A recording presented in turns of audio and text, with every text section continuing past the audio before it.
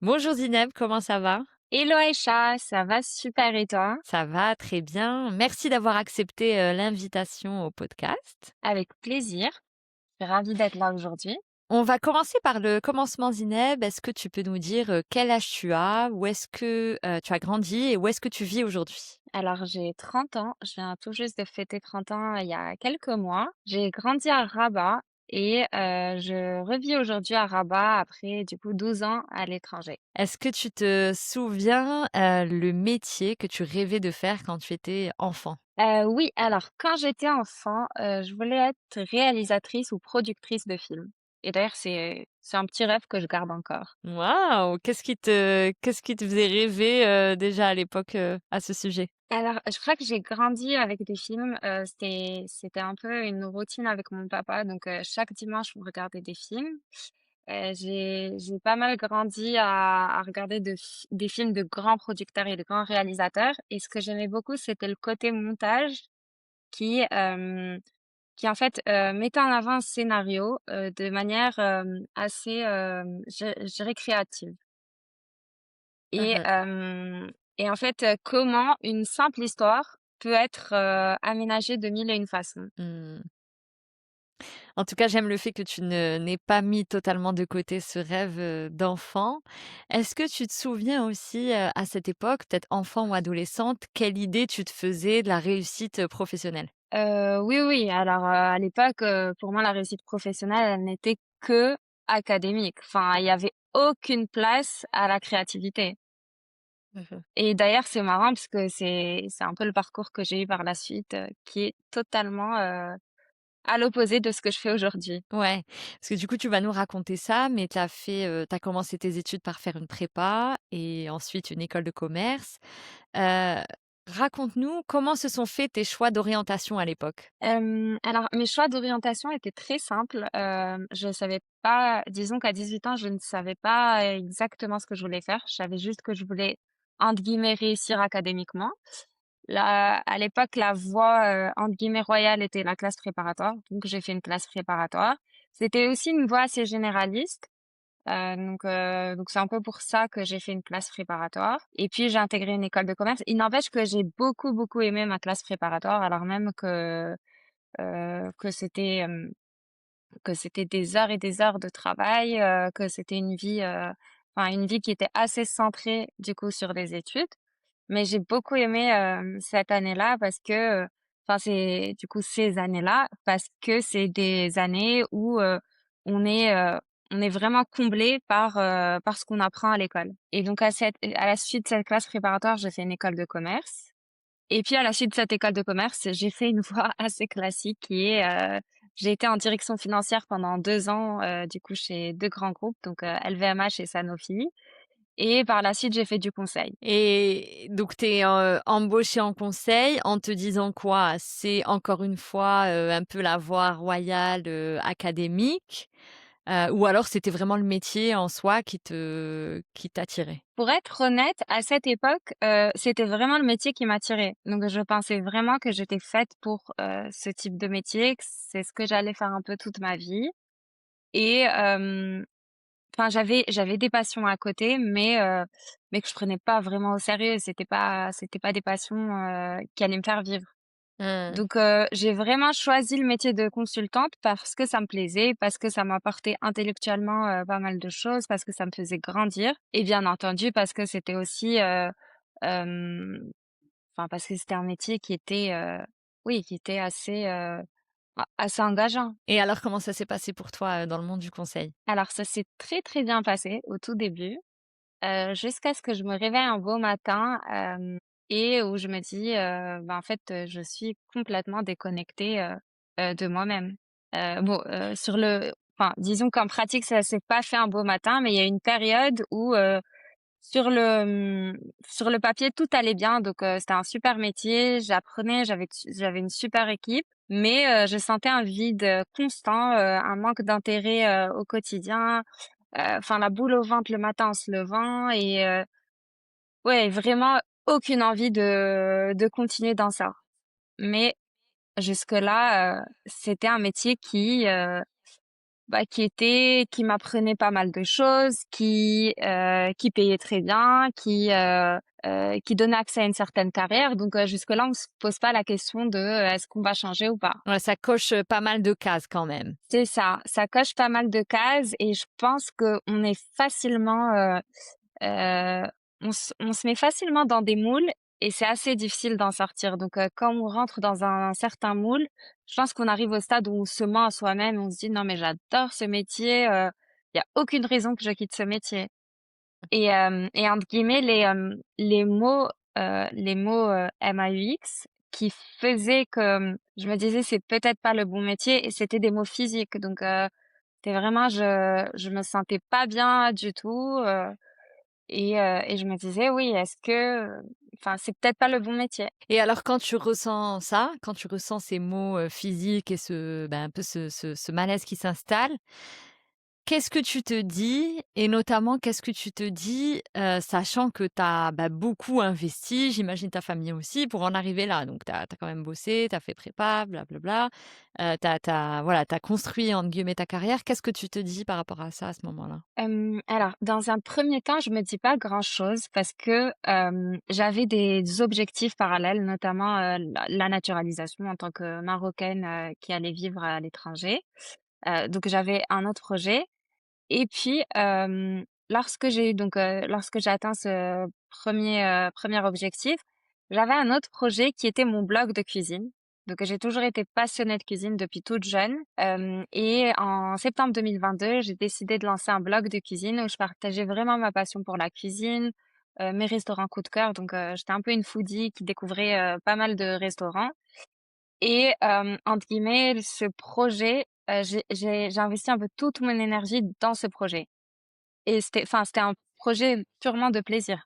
Je voyais, je pensais pas ni le monétiser, ni que ça me pousserait à vraiment effectuer une reconversion. Donc j'avais ce projet de côté et d'autre part, j'avais un projet qui était d'avoir une vie saine. Alors quand je parle de vie saine, c'est que j'ai découvert, le développement personnel en 2020 et le sport. Moi qui ne suis de nature pas du tout sportive et donc j'ai commencé à faire du sport et à lire des livres de développement personnel et donc pendant ce moment-là et en fait, je concentrais tout mon temps sur le sport, des podcasts de développement personnel, des bouquins à lire et donc je fuyais un peu, mon quotidien.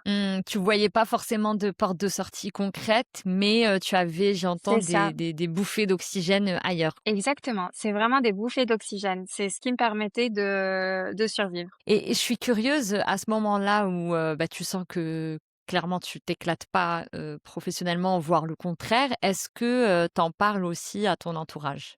Que ce soit amical ou familial? Alors dans un premier temps, j'en parle pas forcément parce que moi-même je vois pas l'utilité d'en parler, je vois pas l'urgence. Enfin, j'avais des projets à côté, je me disais que c'était une mauvaise passe et que ça allait aller. Mais oui, effectivement, par la suite, j'en ai parlé à mon entourage. Et c'était quoi un petit peu les réactions? Je pense que personne n'était étonné parce que malheureusement, c'est un métier où, la plupart sont là par, je dirais par défaut, pas par choix et donc il y a pas j'étais pas un cas isolé et en revanche, je pense que le vrai, entre guillemets, «déclic de mal-être», c'est que j'ai fait ce que je pensais être un burn-out, donc en septembre 2023. J'étais sur une mission avec une équipe avec laquelle je m'entendais pas très bien, enfin, pour être honnête, plutôt une manager avec laquelle je m'entendais pas très bien et du coup, je pensais faire un burn-out et en fait, ça a été l'occasion, de d'aller creuser un peu plus loin. Et alors attends, raconte-nous, tu pensais faire un burn-out? Qu'est-ce que tu avais «reconnu» entre guillemets du burn-out? C'est que j'étais excessivement fatiguée. Enfin, j'avais une fatigue, mais vraiment chronique. Là, on est arrivé au stade où j'avais plus aucun intérêt, enfin, je voyais vraiment plus aucun intérêt à mon métier, je voyais plus de sens à mon métier et c'était surtout cette fatigue chronique qui faisait que j'arrivais plus du tout à donner de mon énergie. Mmh. Et donc en fait, j'ai dû aller consulter et donc c'est là que j'ai découvert que ce n'était pas vraiment un burn-out, mais c'était juste un manque, de sens à mon métier et un désalignement total, avec moi-même. Est-ce que tu es, «soulagée» entre guillemets quand on te dit: «C'est pas un burn-out»? Alors oui et non. Dans un premier temps, je pense que quand on me dit, «C'est pas un burn-out», oui, je suis soulagée parce que, je vois le burn-out comme, vraiment la fin d'une ère. Après, le «Non, c'est pas un burn-out», mais du coup, c'est quoi? Et je pense Mmh. que ce qu'on va trouver après, c'est un peu, c'est un peu OK, donc il y a plus d enfin, je ne peux plus rester, en fait, dans ce métier et donc c'est un peu plus engageant. Donc oui et non. Et donc là, en fait, tu comprends que, c'est le métier le problème. Heu, C'est est-ce que en gros, est-ce que tu remets aussi en question ton rapport au travail, au-delà du métier? Alors non, je ne remets pas mon rapport au travail, parce que j'ai toujours été une acharnée du travail, j'étais toujours été une grande bosseuse. Donc c'est pas tant ça, qui m'a un peu choquée, mais c'est, de travailler, comme une folle pour un métier qui au final, ne me plaît pas tant que ça et n'a pas de sens en fait. Du coup, tu as ce on va dire un peu un diagnostic là, je le mets entre, guillemets, qu'est-ce que tu fais après et comment tu arrives à Ouais. avancer? Alors c'est le après qui est pas incroyable, enfin qui est sur le coup qui est assez stressant, mais qui avec du recul est je pense l'une des plus belles périodes, de ma vie. En tout cas, c'est une des périodes qui m'a le plus grandi. Donc là, on est en septembre 2023, oui, septembre 2023. Je suis en arrêt maladie. Je pense que c'est un burn-out. Ce n'est pas un burn-out, mais c'est avec une fatigue vraiment une fatigue chronique. Et là, je reprends le travail parce que je me dis, c'est pas un burn-out, donc il n'y a pas de raison que je reste en arrêt maladie. Je reprends le Ah oui. travail. Et Mmh. là, la question, c'est, OK, mais c'est quoi la suite, en fait? Je reprends le travail pour faire quoi au juste? Pour rester chez eux, à faire un métier qui ne me plaît pas, qui n'a pas de sens, c'est quoi la suite? Et là, là tout de suite, je ne vois aucune porte de sortie. Et il faut savoir aussi que donc, en septembre 2022, non pardon, pas en sept en été 2022, je m'inscris à un CAP de cuisine en ligne et donc j'essaye de à la fois suivre des cours de cuisine en ligne et de rester dans mon métier de consultante, chose qui est absolument impossible avec du recul. Et donc là, je vais encore un peu me donner à fond, dans mon projet de cuisine, à côté de mon métier de consultante et je me dis: «OK, ça va être encore une bouffée d'oxygène». Sauf que cette bouffée d'oxygène, elle a une porte de sortie, elle peut pas rester, ad vitam aeternam. Et donc en avril 2024, j'ai l'occasion du coup de quitter le cabinet de conseil, mais sans plan B. Enfin, aucun plan B. Mais je me dis: «Il faut que je le fasse. Il faut que je le fasse car, sinon je resterai un peu toute ma vie dans ce métier». Je le Mmh. fais et à cet instant, je me dis: «OK, là, tu as la possibilité de réaliser tous les rêves que tu pouvais pas, en fait, auparavant réaliser parce que tu avais d'autres projets». Là, entre guillemets, tu as réalisé les projets que tu t'étais fixés pour cet âge-là, donc tu peux être libre. Qu'est-ce que tu aimerais faire? Et en fait, quand j'étais plus jeune, j'avais un rêve qui était d'aller au bout du monde, pendant quelque temps toute seule. Et sauf que j'avais jamais eu l'occasion de le faire. Et puis je me suis dit: «Ben, là, c'est vraiment l'occasion de le faire». Et donc je suis allée au Cambodge, au Vietnam, à Bali et à Singapour, faire du surf, du yoga et de la cuisine toute seule. Génial. Eat, pray, love un Et peu, non? c'est exactement ça.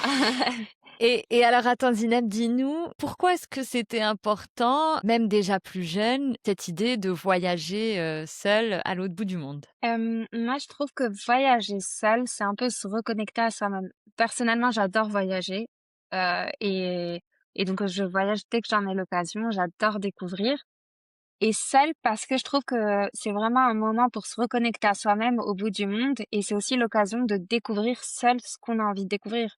C'est-à-dire que pendant plus d'un mois, mon programme ne m'appartenait qu'à moi. Il y a pas de compromis à faire? Mmh. Ouais, il y a aucun compromis à faire. Si je me lève et que j'ai envie de faire, du yoga toute la journée, ben, je fais du yoga toute la journée parce qu'en fait, il y a aucun compromis à faire. Et au-delà de du compromis ou pas à faire, je trouve que c'est vraiment l'occasion de se reconnecter à soi-même et et c'est vraiment quelque chose que je recommanderais à n'importe qui en aurait l'occasion de le faire. De l'expérimenter, au moins une fois. Ouais.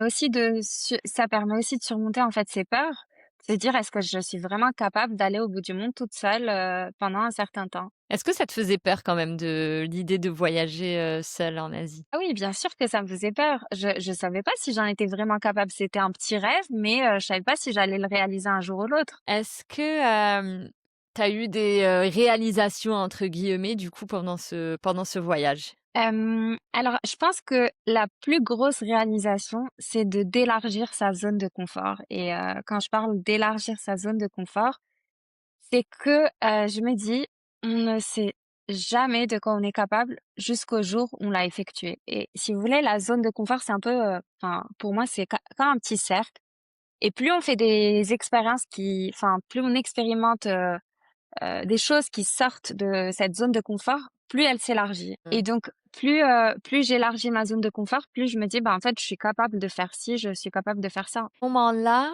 heu, du coup, tu as quitté, le monde du conseil. Est-ce que, l'idée du next step te trotte déjà dans la tête? Est-ce que voire même, ça te prend la tête alors que tu es en voyage ou pas du tout, tu la mets de côté? Alors les pour être honnête, oui, l'idée de next step me faisait un peu peur, mais j'ai décidé de la mettre de côté pour vraiment vivre mon expérience de voyage au bout du monde seule, jusqu'au bout et donc je me suis dit: «OK, pendant ce mois et demi, je ne pense pas à ce qui va se passer après». Je Mmh. vis cette expérience et on verra au retour ce qui va arriver. C'était quoi le meilleur endroit que tu as visité par curiosité? Le meilleur endroit de loin, ouais, c'est Hanoï. Je réfléchissais, mais alors, je dirais tout le Vietnam, en fait. Hanoï, Ninh Binh, la baie Dalong, c'était vraiment splendide et je pense que j'ai une attache particulière à ce pays parce que j'ai découvert la gastronomie vietnamienne que je connaissais très peu. Et j'ai réalisé que c'était vraiment très différent de ce qu'on avait pu voir jusque-là, à Paris, au Maroc, et que c'était une gastronomie tellement, tellement riche et j'ai vraiment adoré le Vietnam, notamment à travers sa gastronomie. En fait, l'objectif du voyage au Vietnam, c'était de découvrir la gastronomie vietnamienne. J'ai d'ailleurs, pris un cours de cuisine là-bas et heu et j'étais vraiment très ravie de découvrir cette gastronomie-là. Super, ça donne envie. Je n'ai jamais été encore au Vietnam. Et Hem, ben, je recommande. Tu m'avais partagé le fait que tu avais, démarré une thérapie et tu me disais que ça a changé ta vie.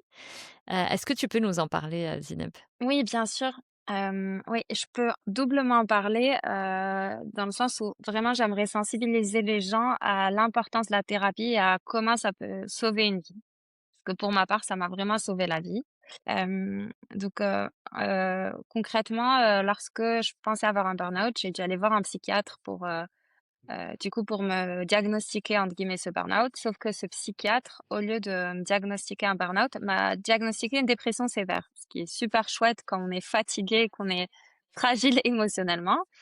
Hem, mais comme j'avais la chance d'être entourée de pas mal de médecins et personnellement, j'ai une maman qui est pharmacienne, donc qui est du domaine médical. On m'avait dit: «Si, ce médecin te prescrit directement, des antidépresseurs, c'est que c'est pas forcément un bon médecin» et donc je me suis dit: «OK, il faut que j'aille avoir un contre-avis. Je peux pas juste, Et c'est ce me qu'avait dire fait que ce c'est pas». psychiatre, c'est ça? Oui, pardon, c'est exactement ce qu'il avait fait, en fait. Au bout de 5 minutes de discussion, il m'a dit, «Vous êtes, en dépression sévère, voilà, je vous prescris un somnifère, un antidépresseur et un anxiolytique. Enfin, ce qui est vraiment un combo, à tuer une personne Mmh. et donc hem et donc j'ai quand même voulu avoir un contre-avis médical et en fait, on m'avait aussi parlé de psychologues qui pouvaient aider, en thérapie. Donc je me suis dit: «Bah, c'est peut-être l'occasion d'aller creuser, ce qui se passe au fond de moi et de voir, une psychologue et de voir un autre psychiatre pour avoir un contre-avis. Donc l'autre psychiatre qui est vraiment d'ailleurs un psychiatre que j'adore et qui est dans une démarche très, très, très, très professionnelle et très, active, pas dans une démarche passive, me dit: «Pas du tout, vous êtes pas du tout en dépression sévère. Ce que vous faites, c'est génial, enfin vous faites du sport pour aller mieux, vous faites du yoga, c'est super et hem et c'est un peu la clé pour aller mieux par la suite. Et j'imagine que tu es rassurée quand même? Oui, c'est ça. Enfin, on est rassuré quand même. On est dans une période hyper instable émotionnellement. On est fragile. Donc, oui, le fait d'avoir un contre-avis médical de cette sorte, on est quand même rassuré. Et donc, cette personne-là, j'ai décidé de rester auprès d'elle. D'ailleurs, il me suit jusqu'au jour d'aujourd'hui. Et ça s'est un peu transformé en coach. Et il m'a beaucoup, beaucoup, beaucoup soutenue, notamment dans la reconversion, parce que comme, tu dois l'imaginer, ça engendre quand même une force mentale, assez je dirais assez importante. Et par ailleurs, du coup, ma psychologue, j'ai décidé d'entamer une thérapie avec elle pour aller un peu creuser et voir, ce qui se passait. Hem et je pense que la thérapie et en tout cas, c'est mon avis personnel, est quelque chose qui ne peut que aider dans une vie. C'est si vous voulez, c'est une sorte de clés, de lecture qui sont enfin c'est des clés de lecture qui sont assez différentes de tout ce qu'on a eu jusque-là et du coup, ça nous permet de vivre nos émotions et nos je dirais nos douleurs de vie, nos échecs de vie de manière différente et il y a peut-être une part de moi qui est de base, assez battante, mais il y a aussi cette part de thérapie qui m'a vraiment aidée à, surmonter les échecs, que j'ai pu avoir jusque-là. Et alors en quoi, ça t'a aidé justement dans ton processus de reconversion? Alors, ça m'a énormément aidée, du coup, dans mon processus de reconversion parce qu'en fait, la reconversion, entre la théorie et la pratique, il y a un monde. Se lever un beau matin et se dire qu'on va suivre sa passion, qu'on va aller devenir cuisinière et ou chef et qu'on va laisser toute une carrière de côté, ça, sur le papier, ça fait rêver tout le monde, c'est facile, ça vend des paillettes, c'est des scénarios de films. Mais sur la pratique, est-ce qu'on est vraiment prêt à faire face à tous les sacrifices que ça demande, à tous les échecs potentiels que ça pourrait engendrer, à toute la dureté mentale et physique à laquelle on va faire face? Et ben, entre la théorie et la pratique, il y a vraiment un monde. Et du Mmh. coup, la thérapie m'a vraiment permis de savoir si c'était juste un petit rêve, qui me faisait de l'œil jusque-là et qui me donnait un peu envie, ou si j'allais vraiment être prête à faire face à tous les sacrifices que ça allait demander. Après, la Heu, thérapie, c'est pas un miracle non plus. Enfin, je veux dire, mmh. dans tous les cas, on est obligé d'expérimenter la reconversion pour se dire est-ce qu'on est prête ou pas. Enfin, on le saura jamais auparavant. Mais en tout cas, il y a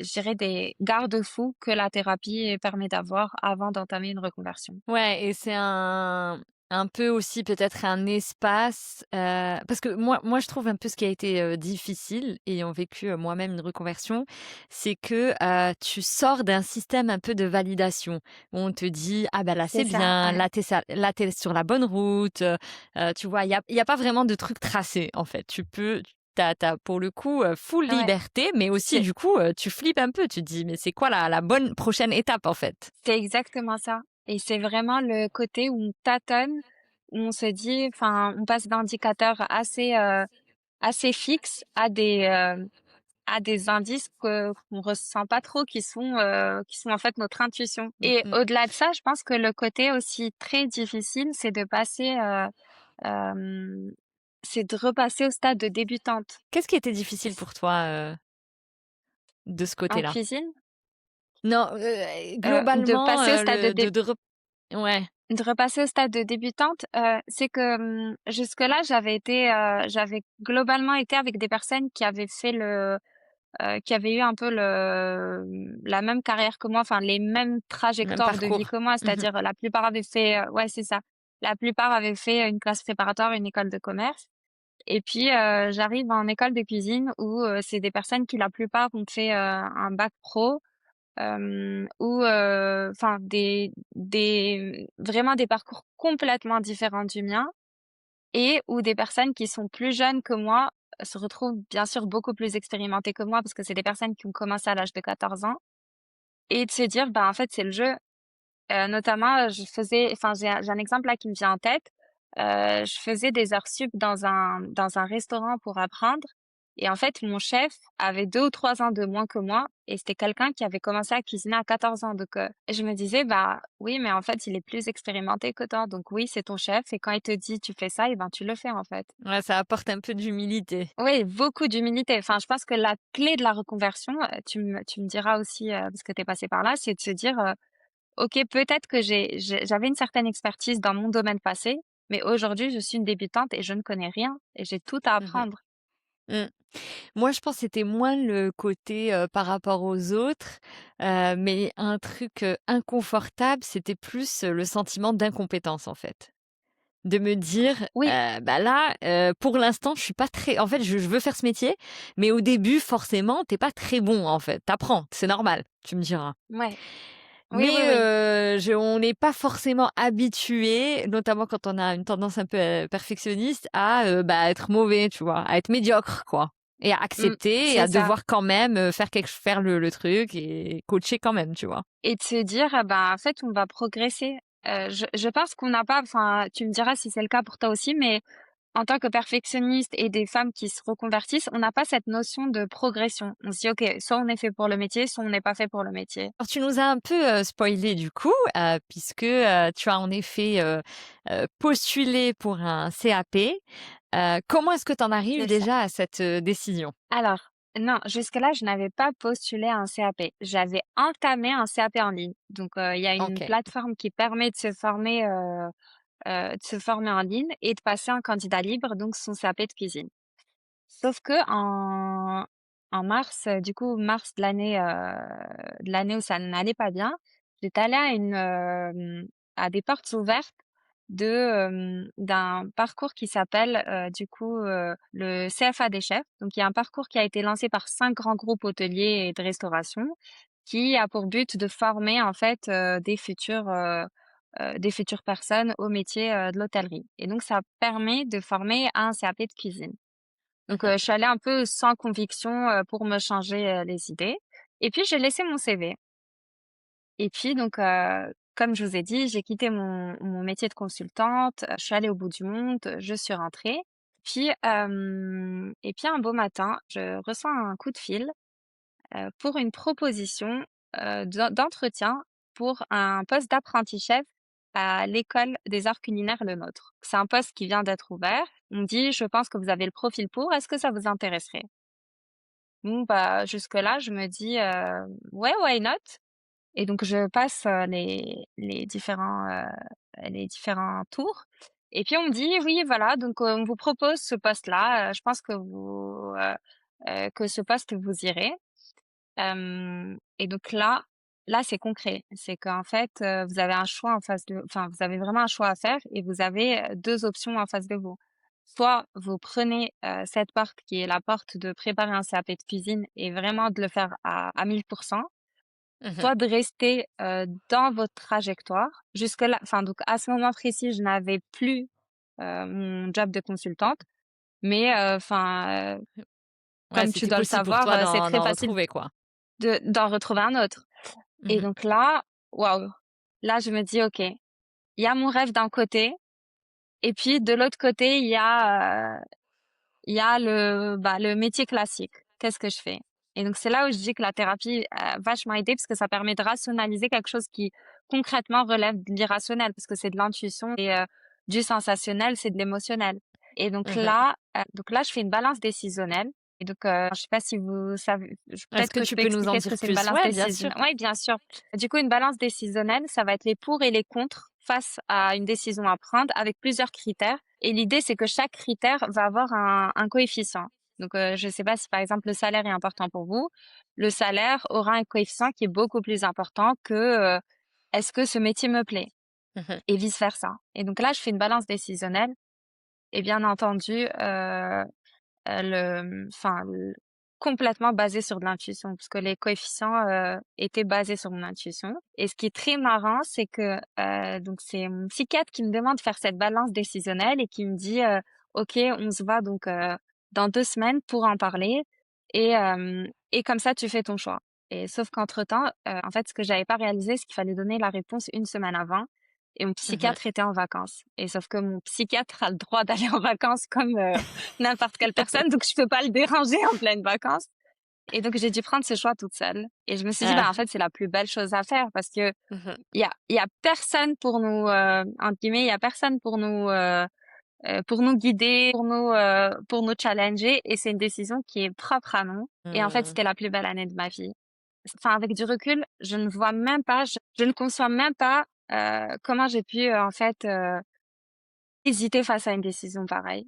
C'était une opportunité mais tellement incroyable. J'ai rencontré des chefs doublement, triplement étoilés. J'ai cuisiné avec des meilleurs ouvriers de France, des doubles meilleurs ouvriers de France et enfin, juste pour vous dire, mon équivalent, côté pâtisserie, donc j'étais la seule apprentie chef, côté cuisine et il y avait un apprenti chef côté pâtisserie et actuellement en train de passer le concours du monde du meilleur pâtissier. Donc en fait, j'avais clairement Waouh, pas le niveau, mais les planètes se sont alignées, pour que qu'on me propose, une offre pareille. waouh et en tout cas, on voit à quel point, tu t'animes quand tu parles de ça. Ah oui, vraiment, enfin, là, je me suis dit, «Je suis tellement heureuse d'avoir suivi ma passion» et je pense que je m'en serais voulu toute ma vie si je l'avais pas fait. Tu aurais regretté et alors donc tu Ouais. rentres dans un univers, complètement différent du monde corporate, en plus conseil. Heu, Comment est-ce que ça se passe pour toi? C'est pour ça que je dis, il y a un monde entre, la théorie et la pratique. Alors ce qui est chouette, je pense, entre la cuisine et le conseil, déjà, c'est qu'il y a un côté rigoureux, qui est hyper important dans la cuisine. Il y a un côté méthodique, enfin assez organisationnel et rigoureux, qui est un peu similaire, au conseil. Donc ça, déjà, c'était chouette de l'avoir. Après, il y avait aussi un côté, énorme charge de travail qu'en fait, je réalisais pas trop en rentrant dans le monde, de la cuisine. Enfin, Mmh mh. jusque-là, c'était ma passion, c'était un peu un rêve. Donc, la cuisine, je faisais de la cuisine un peu pour le plaisir. Mais en Mmh. fait, se dire: «OK, j'ai des journées entières de cuisine», c'est quelque chose de totalement différent. Enfin, ça m'est déjà arrivé de rentrer avec les pieds, entièrement gonflés et impossible de marcher. Ouais. Ouais, c'est très physique Et en plus, c'est éprouvant c'est physiquement. très, très ouais, c'est très, très physique et c'est aussi, il y avait des horaires de travail qui étaient énormes. Enfin, qui étaient pas juste au niveau de l'école, mais qui étaient de mon choix personnel. Je me disais: «En fait, je veux vivre cette expérience jusqu'au bout et donc je veux vraiment profiter, du maximum, de cette école» et donc bah, j'avais des journées de travail qui étaient énormes. C'est-à-dire que je sortais de chez moi à 6h30 et il m'arrivait de rentrer chez moi, les moments où je faisais des heures sup en restauration à 1h30 du matin. Mais ce qui était incroyable et là où je me disais: «OK, j'ai vraiment fait le meilleur choix de ma vie». Enfin, j'ai suivi ma passion, c'est quand je rentrais chez moi après donc des journées où j'étais sortie à 6h30, où j'étais revenue à 1h30 et où je me disais: «Mais je suis tellement heureuse de ce que je fais». Enfin, certes, Mmh. je suis fatiguée, mon corps va peut-être lâcher, mais je suis tellement contente. Qu'est-ce que cette, formation aussi t'a appris sur toi? Cette formation, je pense qu'elle m'a montré à quel point j'étais capable de m'adapter.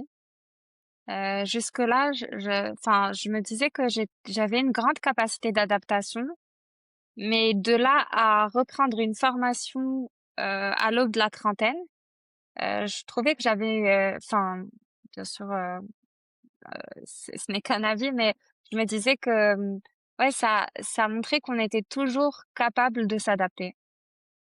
Et ça m'a montré que en fait, il y a mille et une façons de se réinventer et que la réinvention ne s'arrête jamais. Est-ce que tu as eu des moments de doute, pendant cette formation? Non, alors je n'ai pas eu de moment de doute pendant cette formation, parce que cette formation durait 1 an, donc le fait que ce soit ancré dans le temps, je trouve que ça rend un peu la reconversion plus entre guillemets «facile», plutôt que de se dire: «OK, je me reconvertis, mais je ne sais pas ça s'arrête quand». C'est-à-dire que le fait de l'avoir pendant 1 an, ça me permettait de me dire: «OK, si au bout d'1 an, j'aime vraiment pas ou je trouve que c'est vraiment trop difficile, ben, en fait, je reviens, dans mon monde d'avant». Ouais.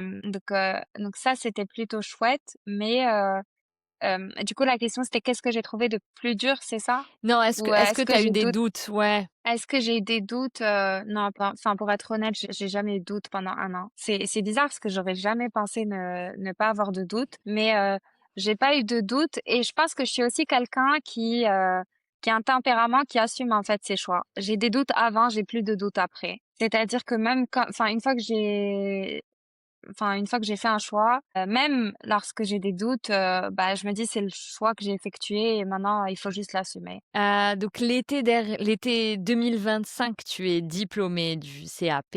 C'est ça. Tu décides de rentrer dans la foulée, il me semble, au Maroc, te réinstaller. C'est ça, exactement. Je rentre du coup donc je finis mon école, en septembre. J'ai un événement à Paris que j'organise du coup, avec une autre personne du domaine et puis, je décide de rentrer au Maroc après 12 ans à l'étranger, sans aucun repère au Maroc et je me dis, «Est-ce que je vais rentrer dans le est-ce que je vais rejoindre enfin, est-ce que je vais faire du salariat au Maroc ou je vais me lancer, directement?» Et en fait, je me suis dit: «Bon, bah, j'ai pas fait tout ça pour me retrouver, dans le monde du sala enfin, pour retourner, au monde du salariat» et je me suis dit, «OK, bon, bah, let's go. On va tâtonner, on va tester le marché et je vais lancer mon service de traiteur» et ce qui est vraiment chouette, c'est que, j'ai plein d'événements.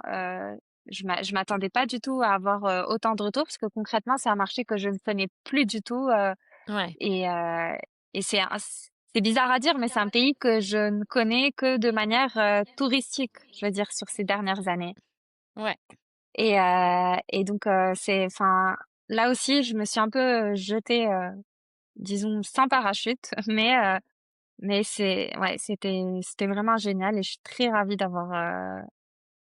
d'être retournée au Maroc. Et alors comment ça se passe, la vie aussi d'entrepreneur pour toi aujourd'hui?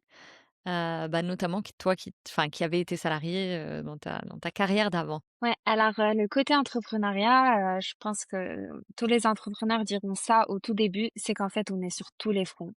On est sur tous les fronts, on est obligé enfin, en tout cas moi je le vis comme ça, je me vois pas léguer ou déléguer quelques parties de mon projet à d'autres personnes. J'ai besoin Mmh. d'avoir moi les maîtriser avant de former des gens, à ces parties-là et en fait, ça fait qu'on est sur tous les fronts. Mmh. Et moi, personnellement, c'est peut-être mon côté perfectionniste, mais j'ai tellement de mal à déléguer. Donc, ça fait que j'ai une double charge mentale que de vérifier tout ce qui se passe et de tout faire. Enfin, je vous prends un exemple, l'organisation d'un événement. euh, Comme enfin, j'ai pu par exemple organiser des événements auparavant à Paris. Il y a il y a une personne qui va charger de la partie approvisionnement, il y a une partie qui va charger se charger de la partie organisation, une personne qui va charger de la cuisine et une personne qui va charger de la partie financière. Et en fait, ben moi c'est Zinab qui fait tout. Ouais, ouais. Tu es, multicasquette et ouais. Ouais. Et du coup c'est fatigant, c'est drainant, mais c'est hyper challengeant et je pense que c'est ce que je ne retrouvais plus du tout dans mon ancien métier. C'est-à-dire que les journées se ressemblaient et que en fait, j'étais pas du tout, je veux dire, j'étais désintéressée en fait de mon métier. Parce que concrètement, aujourd'hui, si je ne me lève pas, je ne travaille pas, ben en fait, l'entreprise ne tourne pas, le traiteur Ouais, ne ouais, tourne pas. l'impact est énorme. Alors Mmh. que l'impact est énorme. Alors que dans un gros cabinet de conseil, l'impact est quand même beaucoup plus petit. Enfin, au pire, vous travaillez pas, vous serez remplacé par quelqu'un d'autre. Et du coup, je trouve que en termes d'image de soi, bah, c'est un peu, je dirais pas dégradant, mais c'est un peu ouais, ce côté moins challengeant fait que qu'on se surpasse un peu moins. Ah oui, on perd, moi pour l'avoir vécu, on perd confiance en soi aussi, tu vois? Tu dis: «Mais en fait, qui je suis?» tu vois? Si je suis désintéressée, est-ce que ça fait de moi une je m'en foutiste, une touriste Oui, c'est ça. et tu perds un peu ton identité, quoi. Oui, c'est ça. En fait, je suis pas du tout une personne, je m'en foutiste, je suis vraiment une personne qui se donne à 200 et du coup, je me voyais plus rester dans un métier où, en fait, se donner à 70, 80 ou 100 ça revenait au même. Zineb, on arrive à la fin de ce podcast. Si tu pouvais, parler à la Zineb, qui savait pas trop si elle était dans le burn-out ou dans la dépression, le désalignement, donc vraiment cette, période-là de ta vie, qu'est-ce que tu lui dirais aujourd'hui? Hem, je pense que ce que je lui dirais surtout, c'est fonce. Au-delà de savoir si tu es désaligné, si tu aimes pas ton travail ou autre, c'est fonce et tu auras tes réponses après. Et je pense que, c'est aussi un mal du siècle qui est de se poser trop de questions avant de foncer, en fait. J'ai l'impression qu'on est devenu une génération où, on réfléchit vraiment pas mal avant de vivre nos expériences. Et du Mmh. coup, je lui Ça se dirais passe juste: trop dans la «Fonce, tu tête, en fait, c'est ça? Ouais, c'est ça, je lui dirais: «Fonce et tu auras toutes tes réponses après». Parce que même là, j'avais honte de d'aller voir un médecin et de me dire: «Bah, en fait, je suis vraiment mal, j'ai droit à un arrêt maladie». Même ça, je me sentais vraiment pas légitime à faire ça. Et du coup, je pense que je lui dirais: «Fonce» et je lui dirais que la santé mentale n'a pas de prix. Enfin, elle vaut tous les salaires du monde, elle vaut tous les métiers du monde et oui, la santé mentale, c'est vraiment quelque chose, c'est une denrée rare et c'est un actif vraiment très rare et donc je lui dirais: «Prends-en soin, c'est beaucoup plus important que tous les métiers du monde». Qu'est-ce qu'on peut te souhaiter, Zineb, pour la suite? De la réussite peut-être? Non, plus sérieusement, enfin oui, j'aimerais beaucoup de la réussite et peut-être de continuer à suivre mes rêves, Ah, c'est un joli souhait qu'on peut te faire. Mais écoute, on te souhaite, mais plein de belles choses dans ce projet et peut-être, qu'un jour on te retrouvera, réalisatrice ou productrice de films aussi. merci beaucoup Aïcha, merci beaucoup. Je te souhaite à mon tour, vraiment, beaucoup, beaucoup de succès et de réussite, dans ce que tu fais. C'est vraiment génial, de prendre la peine d'interviewer des personnes, qui ont eu, le courage du coup d'entamer une reconversion et je te souhaite beaucoup, beaucoup, de bonheur et de réalisation des rêves. Je suis sûre que tu dois en avoir plein d'autres aussi. C'est gentil, merci Zineb. Bah, je te remercie pour ton temps et puis on te dit à bientôt. Plaisir, merci à toi et à très bientôt.